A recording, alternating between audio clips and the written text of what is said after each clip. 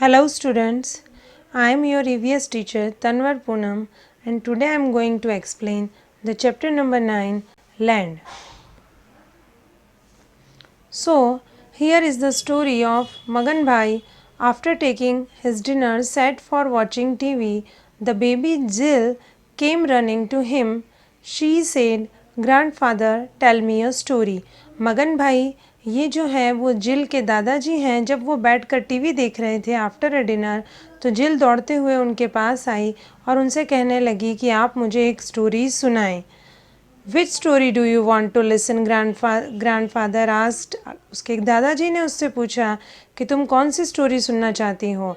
The one which I enjoy the most, जिल said. जिल ने कहा कि ऐसी स्टोरी सुनाइए दादाजी जिसमें मुझे बहुत मज़ा आए। Okay said the grandfather and began the story. Grandfather ने उसे ओके कहा और अपनी स्टोरी स्टार्ट कर दी। There was a small village, a potter named Magan bhai stayed here. Every day he brings soil from the lake and prepares pots bowls etcetera.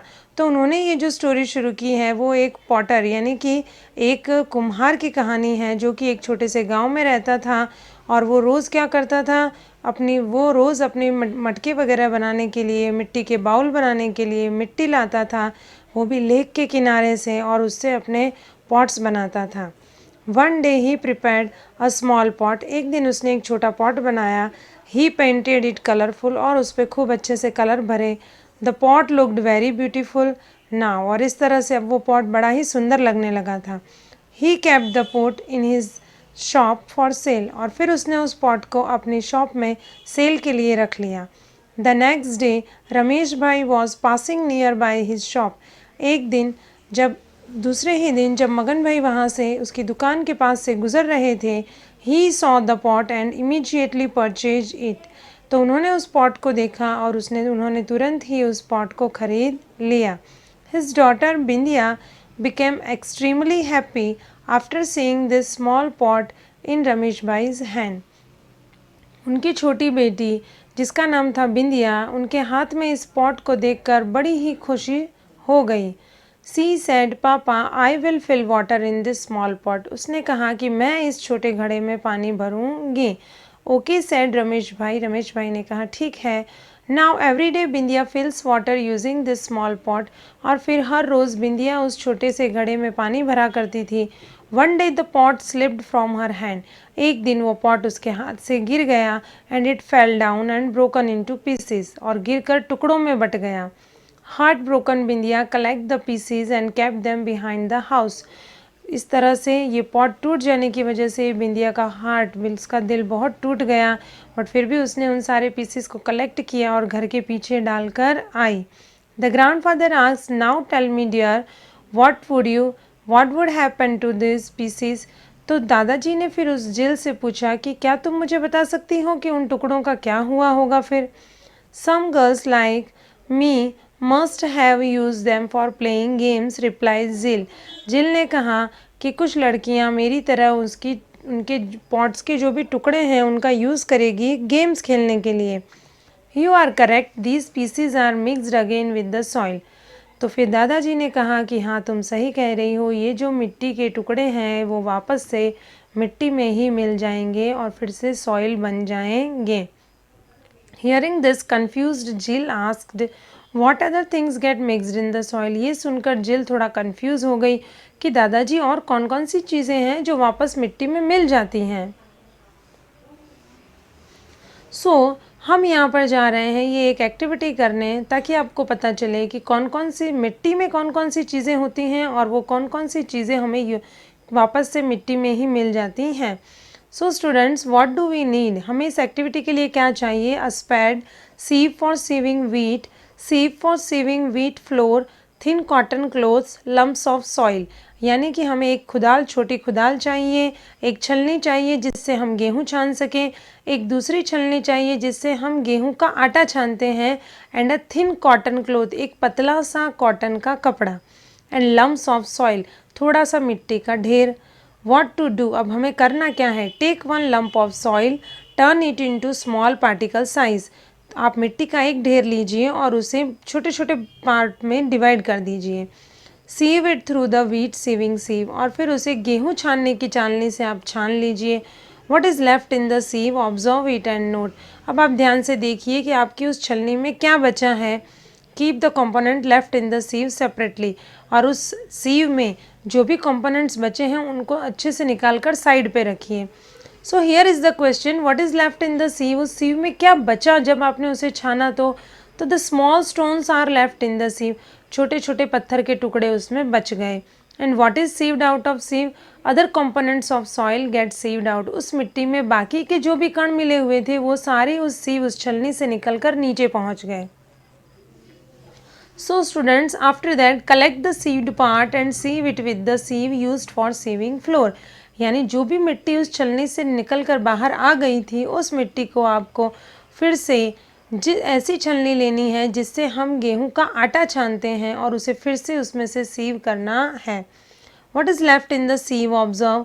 अब आप देखिए कि इस छलनी में अब फिर से क्या बच गया है। Keep the components left in the sieve separately, और बचे हुए कंपोनेंट्स को, उन कणों को फिर से साइड में रख लीजिए। Now again here is a question, what is left in the sieve, अब क्या बचा, तो sand is left in the sieve। What is sieved out of sieve, तो fine powder of soil is sieved out of the sieve। जो sand है, जो यानी मोटी रेत होगी, वो उस सीव में, उस छन्नी में बच चुकी है, और जो फाइन पाउडर ऑफ सॉइल यानी मिट्टी का बिल्कुल एक बराबर जो जीने, उसके बिल्कुल महीन महीन जो कण हैं वो उस छन्नी से निकलकर नीचे पहुंच गए हैं। Now collect the second time filtered soil and sieve it through the cotton piece. अब जो भी उसमें से मिट्टी के जो भी कंपोनेंट्स उस सेकेंड टाइम वाली हमारी सीविंग से निकल कर नीचे पहुंच गए हैं, हमें उन्हें ले लेना है। एंड व्हाट इज, उसे एक कपड़े से हमें छानना है। So what is left on the cloth, also observe the filtered component and note. अब आप इस कपड़े से छानने के बाद उसमें क्या क्या बचता है वो भी आपको सारे उसके कण जो हैं उन्हें सेपरेटली एक तरफ रख लेना है। Separate the components left in the cloth from those filtered from the cloth, यानी जो भी हमने इस मिट्टी को छाना है और जो भी उसके कंपोनेंट्स बचे हैं उनको आपको साइड में ले लेना है। So what is left in the cloth, silt is left in the cloth, यानी कि बिल्कुल मिट्टी के जो कण हैं कुछ वही उसमें बचे हैं।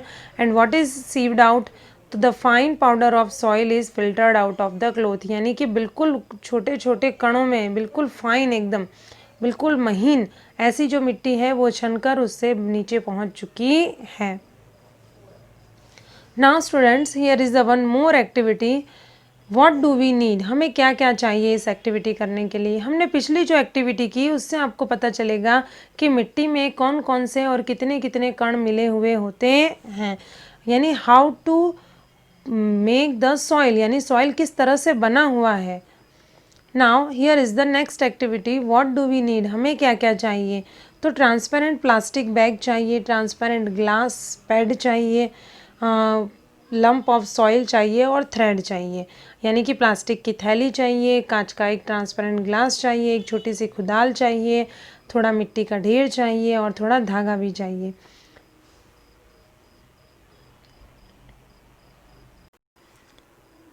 So students, now here is the one more activity, और इस एक्टिविटी के लिए हमें क्या क्या चाहिए। So what do we need, हमें क्या क्या चाहिए। तो transparent plastic bag, transparent glass, spade, lump of soil and thread, यानी कि हमें ट्रांसपेरेंट एक प्लास्टिक की बैग चाहिए, एक कांच का ग्लास चाहिए, स्पैड एक छोटी खुदाल चाहिए, लंप ऑफ सॉइल यानी थोड़ी मिट्टी चाहिए और थ्रेड चाहिए।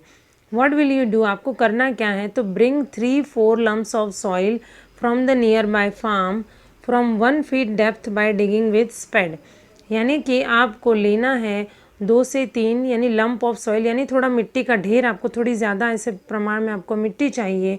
And from the nearby farm, अपने आसपास के फार्म से कहीं से भी आप मैदान से ले लीजिए।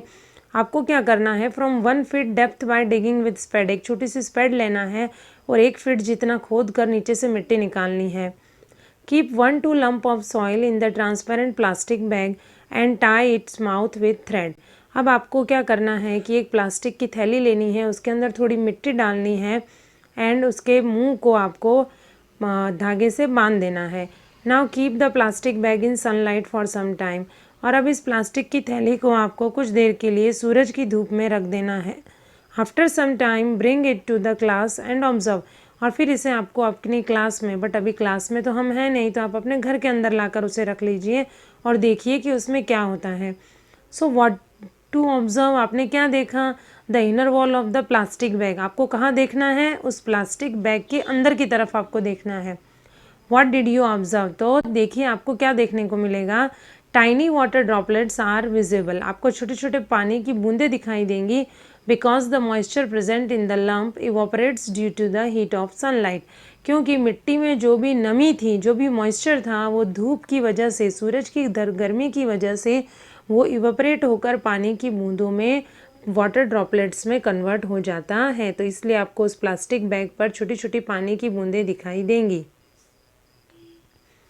Now, here is the activity number 5. Take a transparent glass. एक कांच का ग्लास लीजिए, fill it with water, उसे पानी से भर लीजिए। Now add a lump of soil to the glass. अब आप उस ग्लास में थोड़ी मिट्टी डालिए। Observe what happens. देखिए क्या होता है। So where to observe, आपको क्या ऑब्जर्व करना है, कहाँ ध्यान रखना है? तो in the transparent vessel on and near the soil lump, यानी कि आपने ये जो कांच का ग्लास लिया है और उसमें जो मिट्टी डाली है उस पर आपको ध्यान रखना है। सो देखिए आपको क्या ऑब्जर्वेशन मिलेगा। Bubbles are seen in the water because air present in the soil, soil lump comes out in the form of bubbles, यानी कि आपको पानी में बुलबुले होते हुए दिखाई देंगे। और ये बुलबुले कहाँ से आ रहे हैं? तो ये जो सॉइल हमने पानी में डाला है उसमें पहले से ही एयर प्रेजेंट है, उसमें पहले से ही हवा है। तो वो हवा पानी में जब हम मिट्टी डालेंगे तो वो एयर बबल्स के रूप में ऊपर की तरफ आती है। So which different things are obtained after digging the soil, आपने जब मिट्टी को निकाला तो उसके साथ साथ आपने और क्या निकाला? तो हमने ये निकाला कि we obtain silt, soil sand, dust, organic material, minerals, metals, earthworms and small organisms, यानी कि मिट्टी के साथ साथ हमारे पास आ जाता है, हमारी मिट्टी तो आती है बट उसके साथ भी हमें सैंड यानी रेत आती है, गर्द आती है, ऑर्गेनिक मटेरियल्स यानी जैविक जो भी हमारे उसके अंदर अवशेष मिले हुए हैं वो आते हैं, मिनरल्स खनिज मिलते हैं, मेटल्स धातुएं आती हैं, अर्थवॉर्म्स यानी केंचुए वगैरह जो कीड़े वगैरह, और जो भी जैविक अवशेष हमारे उस मिट्टी में मिले हुए हैं वो मिट्टी के साथ हमारे पास आ जाते हैं। Which organisms are found in the soil, अब मिट्टी में हमको क्या क्या मिलता है? तो there are the microorganisms and earthworms are found in the soil.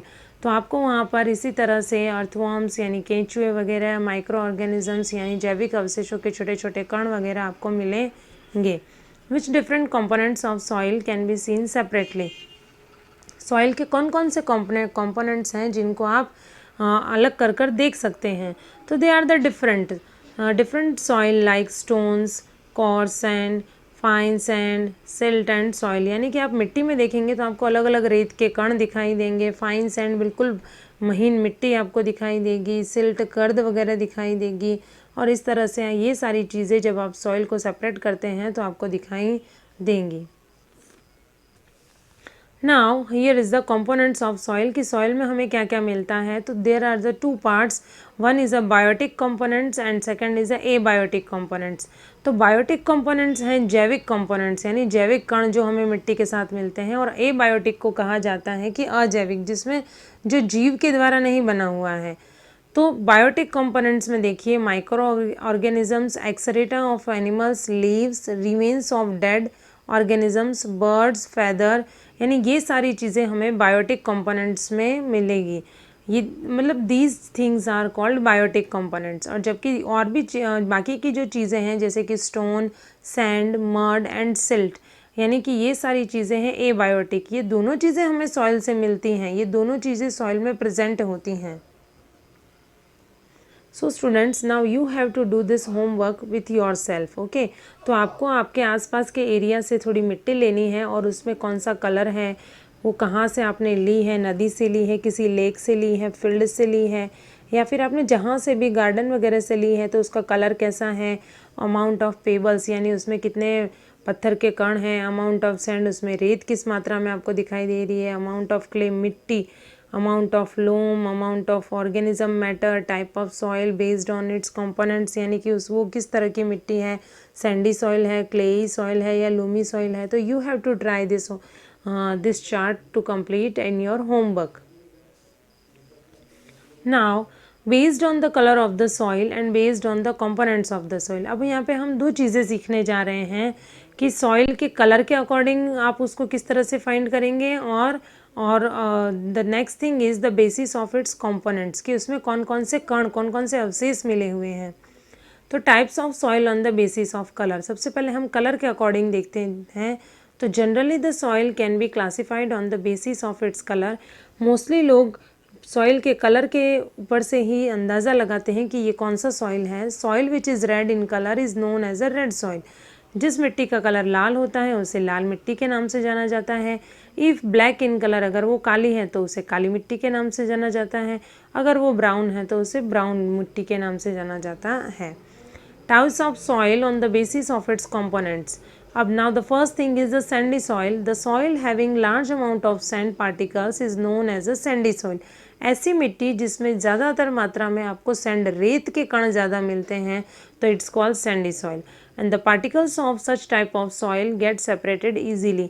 और इस तरह की जो रेत जो होती है, ये सैंडी सॉइल जो है, उसके कणों को आप बड़ी ही आसानी से अलग अलग कर सकते हैं।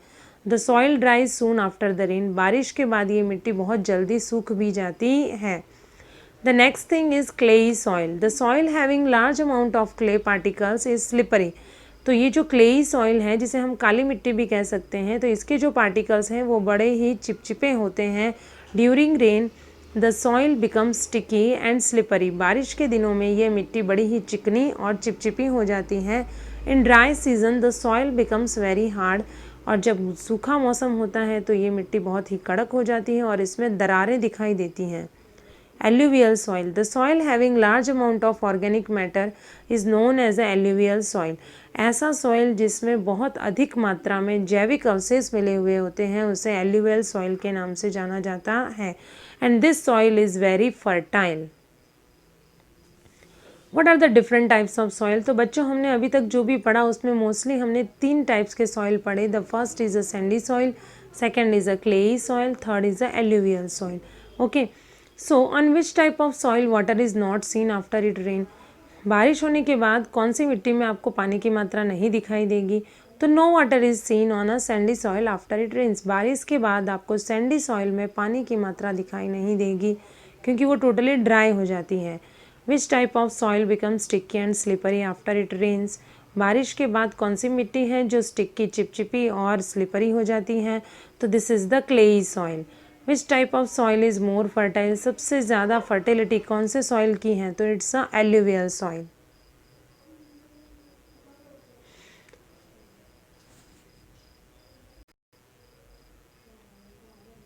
सो now students, here is a one more activity. यहाँ पे हमें क्या करना है, so look it carefully. 3 transparent bottles, 3 plastic और glass funnels, 3 pieces of cotton cloth, water, sandy, clayey and loamy soil. अब यहाँ पे ध्यान से देखिए कि हमें क्या क्या लेना है। तो 3 तो इस तरह की हमें कांच की बॉटल्स ले लेनी है, और उसके ऊपर हमको कीप, जिससे हम इजीली छान सकते हैं। आपने देखा होगा तेल निकालने के लिए हम जिस कीप का यूज़ करते हैं, तो उस तरह की फ़नल आपको ले लेनी है। और आपको लेना है कॉटन क्लॉथ, और उसके बाद आपको लेना है पानी, और 3 टाइप्स के सॉइल जो हमने पहले पढ़े, वो तीनों टाइप्स के सॉइल आपके पास होने चाहिए। Now what will you do. आपको क्या करना है, take sample of sandy, clayey and alluvial soil. तीनों तरह का सॉइल आपको ले लेना है। Take 3 transparent bottles of equal size. 3 एक ही माप की आपको कांच की बॉटल्स लेनी है। Label 1 bottle with sand, other with clay and third with alluvial. तीनों बॉटल पर आपको इस तरह से नाम लगा देना है कि किस में आपने सैंडी सॉइल डाला है, किस में क्लेई सॉइल एंड किस में आपने एल्यूवियल सॉइल डाला है। Keep 3 funnel on the mouth of the bottle. और उसके मुंह पर आपको इस तरह की अलग अलग कीप लगा देनी है। Keep wet cotton cloths in them. और फिर उस पर आपको एक वेट यानी कि गीला आपको एक कॉटन का कपड़ा डाल देना है। According to the label on the bottles put equally quantity of soil in the funnels. और फिर आपको धीरे धीरे इस फनल में से मिट्टी को इस बॉटल के अंदर डालना है। बट तीनों सॉइल की मात्रा एक बराबर ही आपको लेनी है। According to the labels on the bottle put equally quantity of soil in the funnel. आपने जब आपको फिर एक ही मात्रा में इन तीनों बॉटल में मिट्टी को डालना है। Add equal quantity of water to each funnel. और फिर उसमें एक बराबर मात्रा में ही पानी को डालना है। नाउ स्टूडेंट्स ऑब्जर्व यहाँ पे देखिए हमने लिखा हुआ है टाइप्स ऑफ सॉइल ऑब्जर्वेशन। तो rate of flow of water, सबसे पहले तो यहाँ देखिए हमने तीनों तरह के सॉइल के हमने अलग अलग बॉक्सेस बना रखे हैं। First is a sandy, second is a clayey and third is a alluvial. ना अब आपको ऑब्जर्व क्या करना है, तो rate of flow of water कि किस तेज़ी से पानी में जा रहा है, level of water in bottle, bottle में पानी का लेवल कहाँ तक पहुँच रहा है, and amount of water left in the funnel, और मिट्टी और पानी दोनों मिलने के बाद उसमें कितनी मात्रा में पानी उसमें बॉटल में बच रहा है। सो स्टूडेंट्स, मैंने यहाँ पर आपको ये सॉल्व करके दिया है, but you have to do this activity at your home, और फिर आपको देखना है कि मेरे इस चार्ट के साथ वो एक्टिविटीज़ आपकी मैच हो रही है या नहीं। तो ऑब्वियस बच्चों, जो सैंडी सॉइल है वो बड़ी ही ईजीली फ्लो हो जाएगा, बट द क्लेई सॉइल है तो उसका फ्लोइंग थोड़ा मीडियम रहेगा, and alluvial soil is very slow for a flow. Now the next thing is level of water in bottle.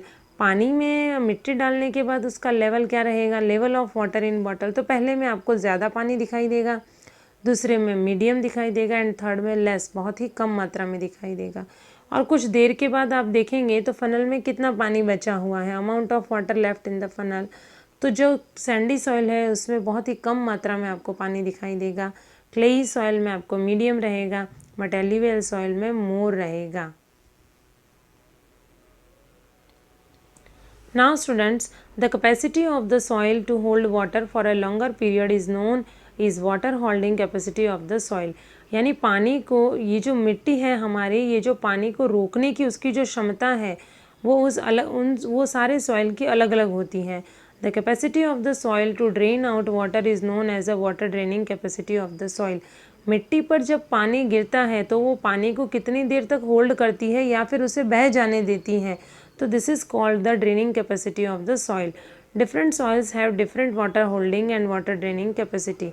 Her soil की वाटर को होल्ड करने की, पानी को रोक के रखने की और पानी को बह जाने देने की कैपेसिटी अलग अलग होती है। Why does water drain fast in Sandy soil. क्या आपने कभी सोचा है कि सैंडी सॉइल में पानी क्यों इतना जल्दी बह जाता है? तो स्टूडेंट्स, सैंडी सॉइल के जो पार्टिकल्स होते हैं वो बहुत ही मोटे होते हैं, यानी उसके कण बड़े ही मोटे मोटे होते हैं, और जिसकी वजह से वो पानी को होल्ड करके नहीं रख सकते हैं।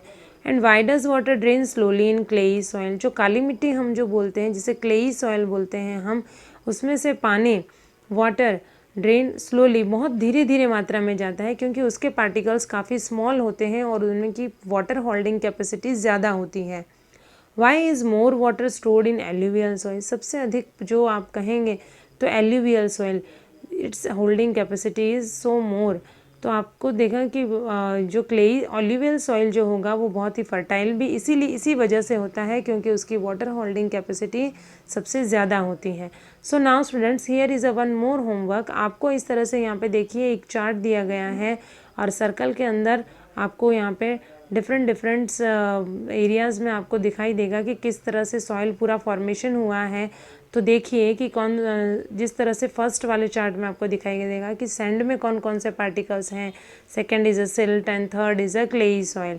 तो इस तरह से आपको उसको ऑब्जर्व करना है और आपको पता लगाना है कि जिसमें सैंड की मात्रा सबसे ज़्यादा होगी, it's obvious Sandy soil, and the next is alluvial soil, and the third one is the clayey soil. So please observe this chart carefully.